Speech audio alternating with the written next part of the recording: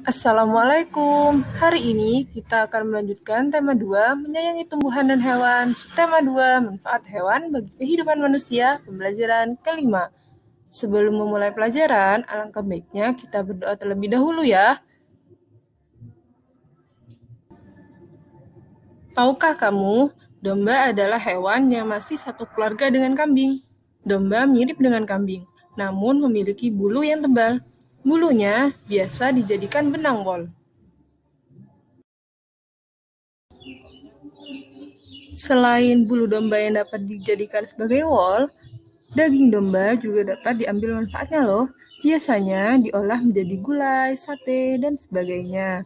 Jadi, bulunya dapat dijadikan baju, dagingnya dapat kita konsumsi. Nah, sekarang baca lagi dongeng Anak Gembala dan Serigala. Setelah itu, susunlah kata-kata di bawah ini sehingga menjadi sebuah pesan moral yang dapat kita ambil dari dongeng tersebut. Nah, dari dongeng tersebut dapat kita ketahui bahwa anak gembala selalu berbohong kepada warga sekitar. Dia selalu berbohong tentang domba-dombanya yang dimakan oleh serigala. Sehingga ketika serigala datang untuk memakan domba-dombanya, para warga sekitar tidak percaya kepadanya.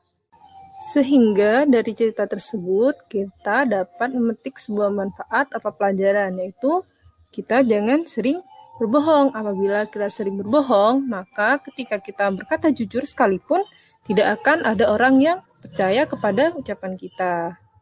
Nah, berikut ada kata-kata yang diacak. Lagi, tidak, pembohong, dipercayai, akan, pernah, mereka, berkata, walaupun benar. Jadi kata-kata tersebut harus disusun urutannya agar menjadi benar. Nah, untuk membantu kalian, Ibu kasih clue ya. Jadi, clue-nya adalah pembohong. Nah, kira-kira kata-kata selanjutnya apa ya? Nah, jadi jawabannya adalah pembohong tidak akan pernah dipercayai walaupun mereka berkata benar. Pembohong itu adalah orang yang selalu berbohong, yang tidak pernah berkata jujur. Jadi orang yang tidak jujur akan tidak dipercayai. Jadi apabila kita ingin disukai oleh orang lain, kita tidak boleh berbohong. Kita harus selalu berkata jujur agar perkataan kita dipercayai oleh orang lain. Kalau menjadi pembohong, maka ucapan kita tidak akan dipercayai oleh orang lain. Setiap hari, Benny memberikan makanan kepada ayam-ayamnya. Benny juga membantu ayah membersihkan kandang ayam. Ayam-ayamnya sudah menghasilkan telur, daging, dan suara yang indah. Benny berpikir ayam akan senang jika kandangnya bersih. Di sekolah, Benny juga selalu berbuat baik. Ia sering membantu teman yang jatuh supaya berdiri kembali. Kita perlu bersikap baik kepada sesama manusia. Kita akan merasa senang jika ada orang lain yang menolong kita.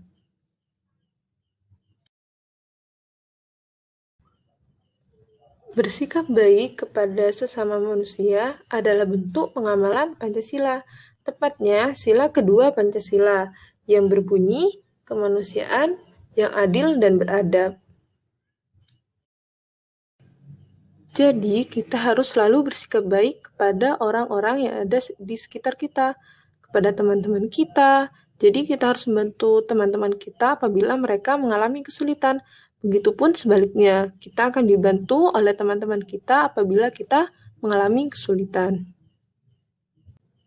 Sekarang, diskusikanlah dengan temanmu sikap baik apa saja yang telah kalian lakukan. Tulislah sikap-sikap baik yang telah dilakukan pada tempat yang tersedia. Jadi di buku kalian sudah ada 2 tabel, yaitu diisi sikap-sikap baik yang telah kalian lakukan. Nah, dari tabel tersebut kalian harus mengingat-ingat hal-hal baik apa saja yang telah teman-teman kalian lakukan kepada kalian, dan juga hal-hal baik apa saja yang telah kalian lakukan. Dengan begitu, kalian dapat bisa mengisi 2 tabel tersebut. Benny sedang mengerjakan PR matematika. Ternyata soal-soalnya tentang perkalian. Ia teringat tentang cara menyimpan anak ayamnya di kandang. Ia bisa membaginya dalam beberapa kelompok. Jadi, Benny dapat menggunakan salah satu sifat dalam perkalian. Nah, sekarang ayo kita bantu Benny untuk mengerjakan PR-nya. Jadi, PR Benny adalah isilah titik-titik di bawah ini. Nomor 1, titik-titik dikalikan 5 sama dengan titik-titik dikalikan 7. Nomor 2, 9 dikalikan titik-titik sama dengan 6 dikalikan titik-titik. Untuk menyelesaikan soal-soal tersebut, Benny dapat menggunakan salah satu sifat dalam perkalian, yaitu sifat pertukaran. Jadi 7 yang di belakang kita pindah ke depan, dan 5 yang di belakang kita pindah ke depan. Jadi jawabannya 7 dikali 5 sama dengan 5 dikalikan 7. Nah, untuk membuktikan apakah jawabannya benar, kita hitung hasilnya ya. Jadi 7 kali 5 sama dengan 35, dan 5 kali 7 sama dengan 35. Jadi jawabannya sama-sama 35. Jadi 35 sama dengan 35. Sekarang kita lanjut ke soal nomor 2. Soalnya adalah 9 kali titik-titik sama dengan 6 dikalikan titik-titik. Caranya sama seperti tadi, yaitu menggunakan sifat pertukaran pada perkalian. Sama seperti tadi, karena menggunakan sifat pertukaran, maka bilangan-bilangan tersebut kita tukar tempatnya. Jadi 9 yang di awal kita pindah ke belakang, dan 6 yang di depan kita pindah ke belakang. Jadi jawabannya adalah 9 kali 6 sama dengan 6 kali 9. Untuk membuktikan apakah jawabannya benar atau salah, kita hitung hasilnya ya. Jadi 9 kali 6 sama dengan 54. 6 kali 9 hasilnya juga 54. Jadi 9 kali 6 sama dengan 6 kali 9. Nah, cukup sekian pembelajaran hari ini. Tetap jaga kesehatan ya.